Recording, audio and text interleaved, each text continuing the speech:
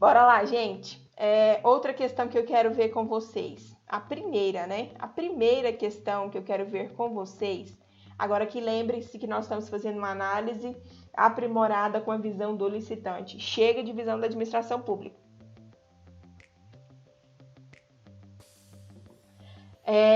Descrição do objeto. Gente, aqui o órgão público ele tem por obrigação dizer o que ele precisa, tá? Ele já tem um problema.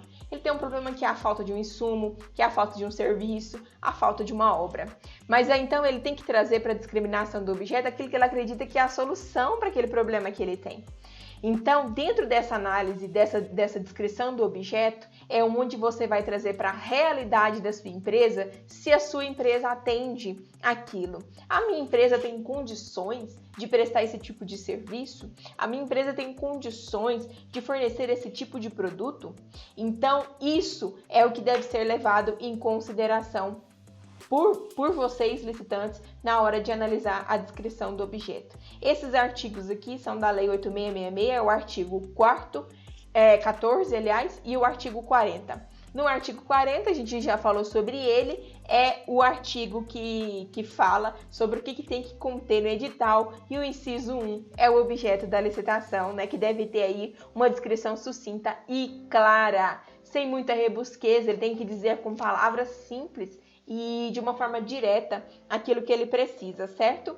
E nenhuma compra será feita sem a sua caracterização do objeto. Ele não pode só dizer caneta, ele tem que dizer que caneta é, né? Ele não pode só dizer que precisa de uma tela, ele tem que dizer que tela é, que tamanho é, se é preta, se é branca, se é 110, se é 220 e por aí vai. Então, eu saí aqui da descrição do objeto, eu consegui identificar se eu atendo com a minha empresa ou não aquele objeto, então eu já estou mais consciente daquilo. E aí eu caio para dentro dos requisitos da contratação. Lembrando que requisito de contratação, requisito para participar da licitação, são duas questões diferentes. Então, vocês vão ver essa diferença de contratação, de condições de participação e condições de habilitação, quinta-feira comigo de novo. Aqui nós vamos observar o seguinte: eu quero que você analise o estudo preliminar e o termo de referência que foi elaborado pela administração pública, porque lá vai ter características extremamente importantes para mim. Lá vai ter a obrigação dessa empresa, como que vai se dar o processamento. Isso faz total diferença, gente. Outro dia, analisando o edital de um cliente, identificamos que as obrigações que estavam previstas no termo de referência não eram as mesmas que estavam previstas no edital. As que estavam previstas no termo de referência dizia sobre execução de obra e do edital dizia sobre elaboração do projeto da obra. Então, são questões que destoam e vocês precisam estar atentos a isso. Enquadramento das categorias profissionais utilizadas na contratação. Isso é uma das questões que vão estar previstas lá no estudo preliminar, principalmente para aqueles que vão fazer análise de edital de serviço contínuo, né, de serviço com prestação de mão de obra exclusiva. São editais que carecem de muita observação com relação às categorias profissionais. Outro ponto importante, você licitante provavelmente vai fazer ou eletronicamente ou fisicamente uma declaração que possui conhecimento das condições necessárias para a execução daquele objeto, ou ainda vai até fazer uma vistoria técnica lá naquele órgão. Como eu costumo dizer, tudo na administração pública faz sentido, tudo se encaixa. Então aqui ele está querendo dizer para você que ele precisa que você diga que tem pleno conhecimento das condições para que você possa executar aquele contrato de uma forma mais assertiva. Então, sempre tenha em mente, eu estou declarando que eu possuo condições, então eu realmente tenho que possuir condições de forma pormenorizada daquilo que está ali previsto no edital. Se o serviço ocorre em uma localidade distinta da sede habitual daquele órgão público, isso precisa ser levado em consideração, principalmente em questão de custo, tá? Eu já citei para vocês uma história lá no meu Insta, uma história onde a administração pública tinha distritos relacionados ali, o município tinha distritos relacionados àquela contratação. E aí o que acontece? Aquele município tinha diversos distritos. E naqueles distritos ficavam distantes, não era um distrito próximo, era um distrito ali de 40 quilômetros. E na hora daquela empresa ir executar o serviço, ela não observou essa questão. E aí tinha que pegar transporte, inclusive, gente, tinha que pegar transporte aquático. Isso tudo não estava incluso nos custos daquela empresa, mas estava previsto no edital. Então, não conhecer a realidade daquela localidade, não conhecer que uma coisa é a empresa estar licitando em Brasília, mas a obra vai ser edificada no Ceará. Uma coisa é a empresa estar aqui realizando a licitação e a contratação em Goiânia, mas a obra vai ser executada em outro município e por aí vai. Então, tudo isso tem que ser observado. Uma questão que eu sempre falo que é tão importante quanto essa questão é a questão da entrega parcelada. Muita gente participa de sistema de registro de preço e não observa se tem entrega parcelada ou não. E isso faz total diferença na hora dos custos, gente. E impacta de uma forma gigantesca nos custos daquele transporte e, consequentemente, nos custos da mercadoria. Né? Então, estimativa de deslocamentos, hospedagem dos empregados, enfim, todos esses requisitos de contratação obrigatoriamente têm que ser observados, têm que ser visualizados por nós. Terminando esse bloco aqui de análise, gente, eu vou cair para um bloco de dicas, tá? De dicas práticas. Se é dica prática que você quer, então espera que eu tô chegando. Então aqui, ó, modelo de execução do objeto. Que tipo de execução vai ser esse projeto? Essa execução é de empreitada global, esse objeto é de empreitada parcial, eu tenho que ter subcontratação obrigatória ou não posso subcontratar, eu tenho que ter ali outro dia uma coisa assim super inovadora, analisando a prestação de serviço de um cliente, a gente sempre costuma fazer simplesmente a prestação de serviço, sem cálculo de mão de obra ou qualquer coisa naquele sentido. E um edital que chegou para nós estava com não era bem uma prestação de serviço, era uma cessão de mão de obra. E aí isso faz um impacto, gente, gigantesco de ordem tributária, de ordem trabalhista para aquela empresa. Então, se eu, Ana, não sento com o meu cliente para colocar ele ciente de tudo isso e mais, convoco o meu cliente para que ele converse com o contador dele a respeito da mudança tributária que ele pode enfrentar caso ele vença essa licitação, eu estaria sendo falha. Então, esse é o papel de uma assessoria jurídica de qualidade, é trazer diversos cenários que podem e que não podem acontecer em virtude daquela licitação, em virtude de ganhar aquela licitação. Então, prazos, métodos, rotinas, locais, horários, a frequência, a periodicidade, como que vai se dar a solicitação do serviço, se é sempre por OS ou se é por INR, que mais para frente eu posso falar para vocês o que é, né? Que é sobre um tipo de métrica para a aferição dos serviços, enfim, se você vai atuar em consórcio ou não, se já pararam para pensar sobre a possibilidade de atuar em consórcio. Então, conforme o modelo de execução desse edital, você vai pensar em todas essas possibilidades, certo? Continuando sobre o modelo de execução, aqui eu quero falar para vocês sobre fiscalização e quero dar uma dica para vocês. Definição de gestor e fiscal de contrato vai estar lá, vai estar também os meios de comunicação pelos quais você tem contato com esse fiscal da administração pública e quais as tarefas de verificação que ele vai fazer para conferir a medição do seu serviço, conferir as mercadorias e por aí vai. Mas, principalmente os contratos de serviços complexos, de alguns tipos de serviços que são comuns e obras, eu sugiro, né? Eu sempre faço essa sugestão para os meus clientes, mas assim, uma sugestão quase que, né? Por favor, faça isso. Que é com relação a que ele estabeleça dentro da empresa dele um fiscal de contrato para a empresa. Assim, você vai ter um responsável dentro da sua empresa para lidar com os órgãos públicos que você contrata, especificamente com aquele contrato ali que talvez tenha um valor mais expressivo. Enfim, essa é a sugestão que eu deixo para vocês, certo? Sobre a questão de estimativa de preço e pesquisa de mercado.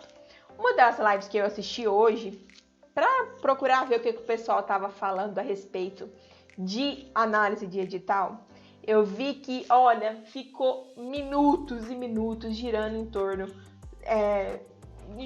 do próprio rabo, né, gente? Sobre a questão de orçamento sigiloso. Gente, orçamento sigiloso é o mesmo que discutir sexo dos anjos. Mas depois do decreto 10.024, que é o novo decreto do pregão eletrônico, ficou meio que assim, se a administração pública, né, tiver ali os seus devidos motivos, ela vai colocar o orçamento sigiloso e ponto final.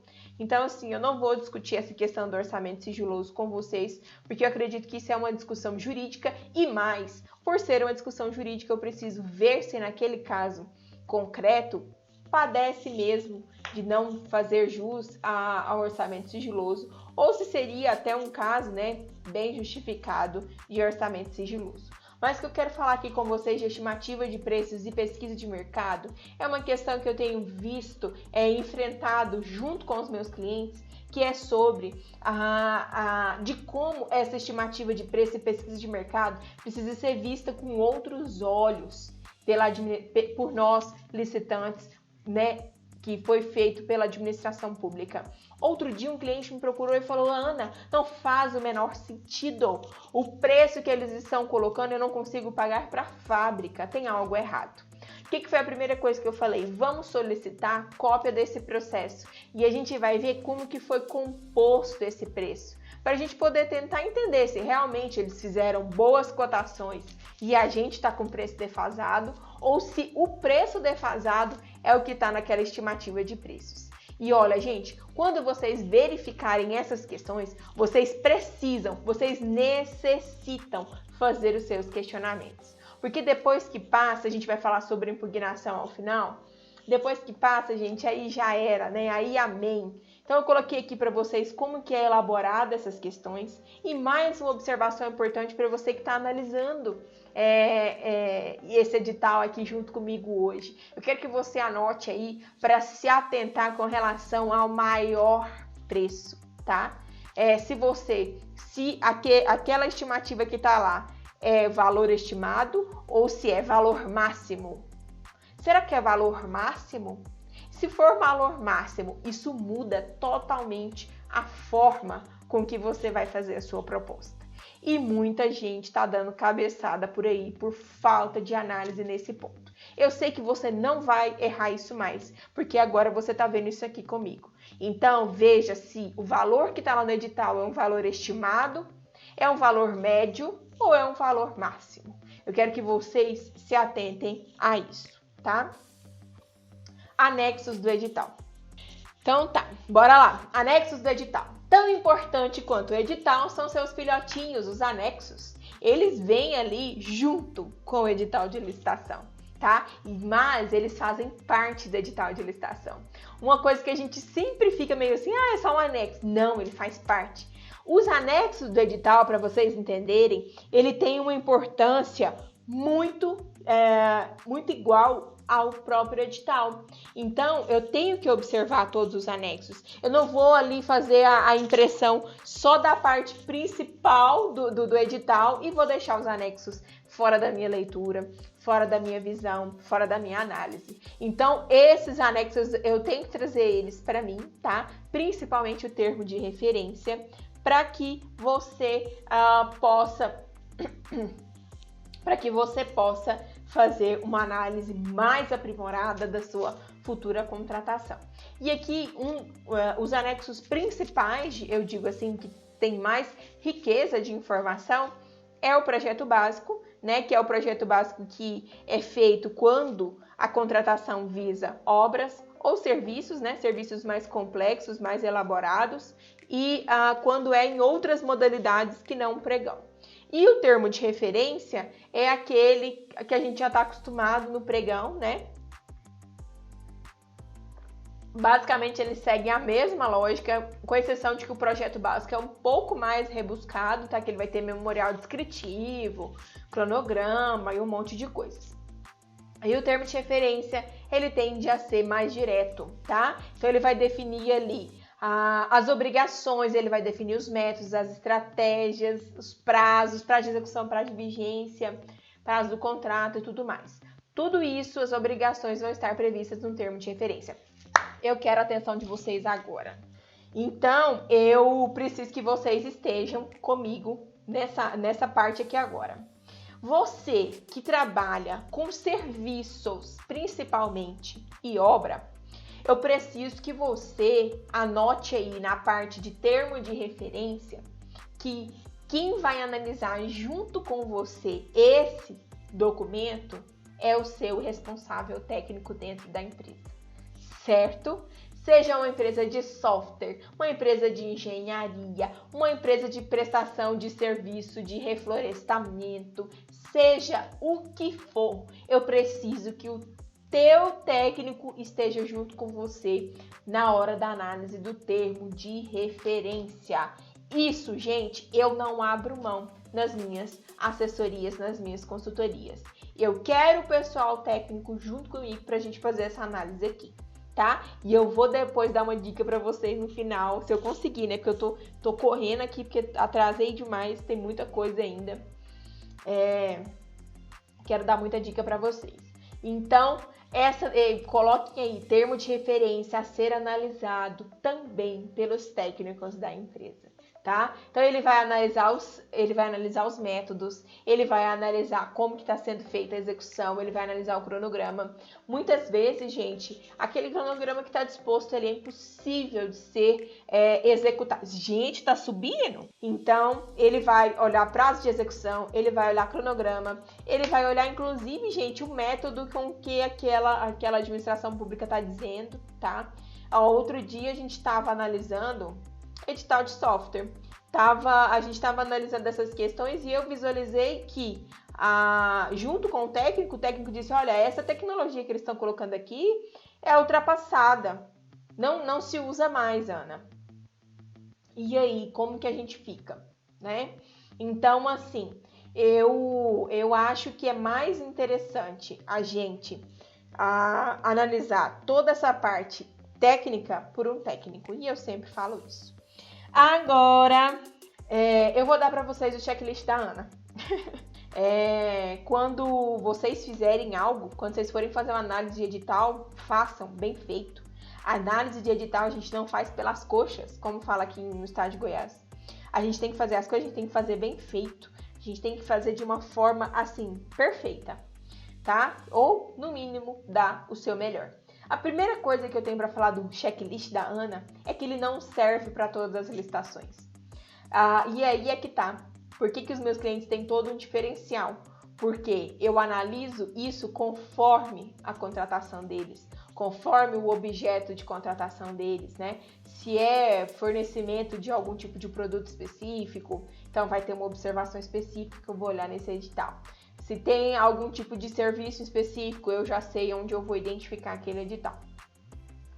Então, esse checklist aqui é o modelo, mas assim, tem muita diferença de uma licitação para outra. Muita diferença, tá? Então, eu vou colocar aqui de forma geral. A modalidade, você vai identificar se é pregão, se é presencial ou não, o número do processo. Uma questão, gente, sobre certames presenciais que vocês precisam ficarem bem atentos. Fuso horário, ir com um dia de antecedência e o local de realização do certame, não o local da prefeitura. Muitas vezes tem prefeituras que têm várias sedes administrativas. Então, eu quero que você preste bastante atenção nos seus certames presenciais a ter total conferência do local a ser realizado o certame. E para isso, que você ligue, que você mande um e-mail, mas que você tenha total confirmação daquele endereço.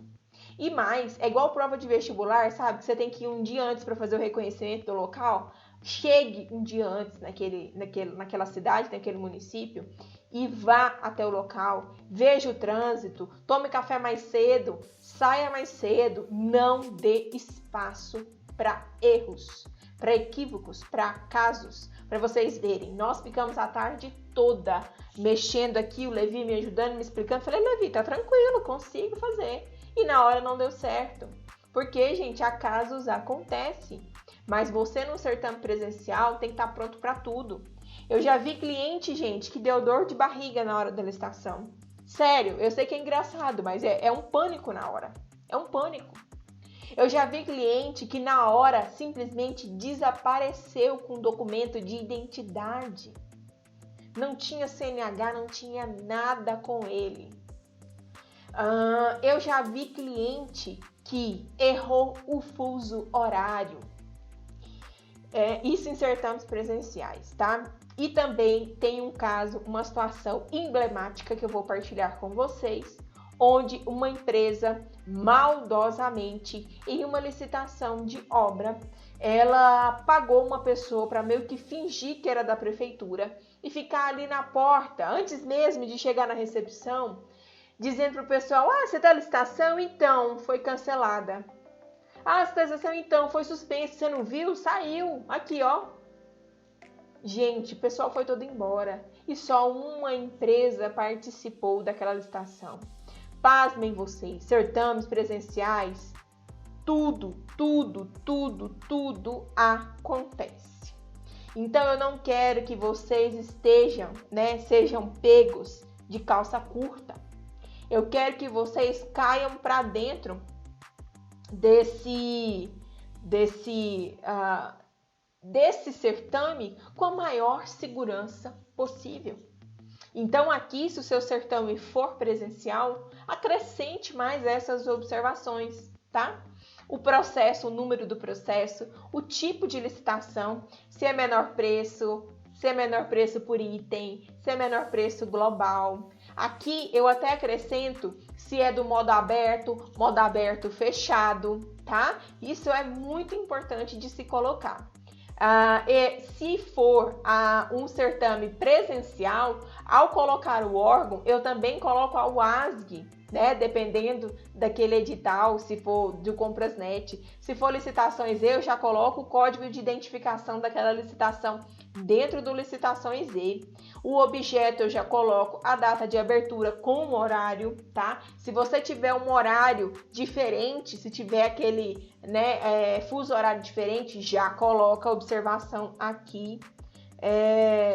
A amostra, a fonte pagadora. É importante, Ana, analisar a fonte pagadora? Meus amigos, se você é um licitante que já levou tomé, como a gente fala aqui no interior, um tomé da administração pública, você sabe que observar a fonte pagadora é importante, sim. Eu preciso ver se aquela fonte ali é boa, se não é, como que é, e dependendo até do órgão, eu caio fora, não participo, tá? Isso tudo precisa ser observado. Se tem amostra, porque dependendo da amostra, eu vou ter um aumento de custo.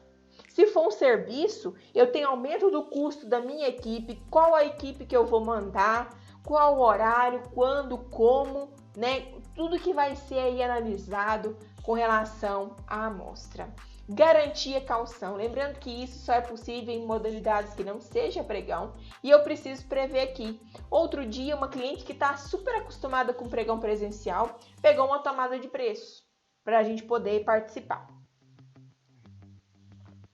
E esqueceu da garantia.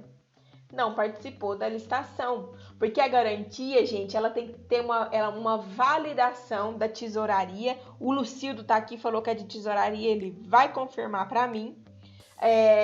Tem que ter uma validação do órgão público. E isso, gente, tem prazo. Então, você tem que colocar aqui para mim se vai ter garantia, né? Que é a garantia da proposta, diferente da garantia do contrato, tá? Que são preparações que a gente tem que ter. A gente vai realizar um consórcio? Eu tenho cliente que faz consórcio entre empresas para poder participar das licitações e dá super certo. Às vezes dá uns pega para capar, mas assim, de maneira geral dá certo. Então tudo isso precisa estar previsto aqui, porque o instrumento de compromisso desse consórcio tem que ser firmado antes. Tem que ter conhecimento de firma dessas empresas. Então, assim, são burocracias que não dá para nos 45 do segundo tempo eu tentar ajeitar, né? Ajeitamento não cabe aqui, tá? E prazo contratual, por quê? Porque eu vou olhar o valor estimado da contratação e aí é que eu vou ver se esse valor é estimado, se é máximo, se é médio. Eu já vou colocar essa previsão para quem for, né, participar dessa licitação já ficar bastante atento. E eu também vou colocar os meses, porque eu vou até saber se compensa, se não compensa participar dessa licitação. Depois, eu vou cair para dentro de vistoria. Muita gente está exigindo vistoria como obrigatório. Será mesmo que pode? Vou deixar essa dúvida aqui, não vou entregar tudo não. Data e horário, tá? Do certame. Tem vezes que tem etapas diferentes, como na concorrência. Tem uma data para entrega de envelopes, outra data para abertura de envelopes. Então, tudo isso precisa ser constatado aqui. Dia final para impugnação, eu coloco aqui. Meio de protocolo dessa impugnação, se ele está aceitando por e-mail ou só meio físico. Contato telefônico. Dito isso, vamos para a próxima aqui. Aqui vocês já estão dentro do meu checklist. Eu coloco o que vai estar dentro desse credenciamento, coloco aqui as observações para o cliente, tá? Ou o próprio cliente coloca as observações aqui para mim. Doutora, olha isso daqui para mim. Então, a gente vai trocando esse documento. Esse é um documento, gente, confeccionado a várias mãos. Não é confeccionado somente às mãos da assessoria jurídica. É um documento confeccionado a várias mãos. Se não tiver o envolvimento da empresa, não vai, tá? Aqui eu coloco os documentos de habilitação. Eu não tirei uma vírgula aqui para vocês verem como realmente estava no checklist de uma licitação nossa. E aqui eu coloco, às vezes, observação sobre algum tipo de proposta em específico, tá? Isso acontece muito em licitação relacionada à técnica e preço. Também você tem que abrir outro bloco aqui, colocar a questão da técnica. Em licitações presenciais ou outras questões onde vão ter vários anexos, como BDI, outras questões, você tem que colocar essas observações aqui, tá? Para que você não esqueça nenhuma etapa da sua proposta. Documento de habilitação, que eu já tinha falado para vocês. Aqui, qualificação técnica operacional da empresa. Olha, gente, como que eu coloco tudo bem divididinho, né? Coloca de uma forma bem tranquila para que a empresa consiga ver o que é geral, né, e o que é detalhado. Né? O que é geral? Precisa ter atestado. E o detalhado? O atestado tem que ter isso, isso e isso, exigindo isso, isso e isso. Tá? Então, isso daqui é a parte operacional da empresa. E agora a parte do profissional, né, que nesse caso aqui é de engenharia. Embaixo eu coloco as declarações, porque as declarações, em sua maioria, fora aquelas que lá no pregão eletrônico eu vou só clicando, né? Tem muitas que devem ser elaboradas, assinadas pela empresa e digitalizadas. E isso demanda tempo, isso não tem que ser feito de última hora, né? Assinadas, carimbadas, escaneadas. Então aqui eu coloco qual declaração que a gente tem que ter. O que eu coloco mais nesse checklist, meus amigos? Que eu estou partilhando, estou abrindo aqui o meu lado profissional total para vocês, total mesmo. E eu estou abrindo mesmo. O que eu faço para vocês? Se tiver algum cliente meu assistindo, eu peço até para que vocês confirmem, que vocês conhecem bem esse meu checklist aqui. Os pontos para impugnação. Essa parte aqui é uma parte que eu faço muitas das vezes. Eu coloco aqui a minha visão jurídica sobre alguns pontos que eu estou vendo naquele edital que não parecem estarem bem de acordo com a legislação. Então, eu coloco aqui. Nessas observações gerais, eu coloco algumas questões como a empresa pode colocar e preencher, como eu disse, são feitas a várias mãos esse checklist, que é a questão de observações gerais da empresa. Olha, solicitar o atestado para o cliente X. E também outra questão relacionada a outra questão mais técnica, enfim, ver com o contador sobre cópia do balanço, ver tal coisa. Então, tudo isso, essas são observações gerais. Mas eu quero trazer para vocês, lembra que eu disse que lá no termo de referência, quem tem que fazer essa análise com a gente é o técnico da empresa, principalmente se tratando de serviços, de alguns tipos de produto e de obras. Então esse é um espaço em que eu peço para que os nossos técnicos, eles elaborem junto comigo aquilo que ele visualizou que carece mais de um reparo, digamos assim. Então aqui é o espaço para isso.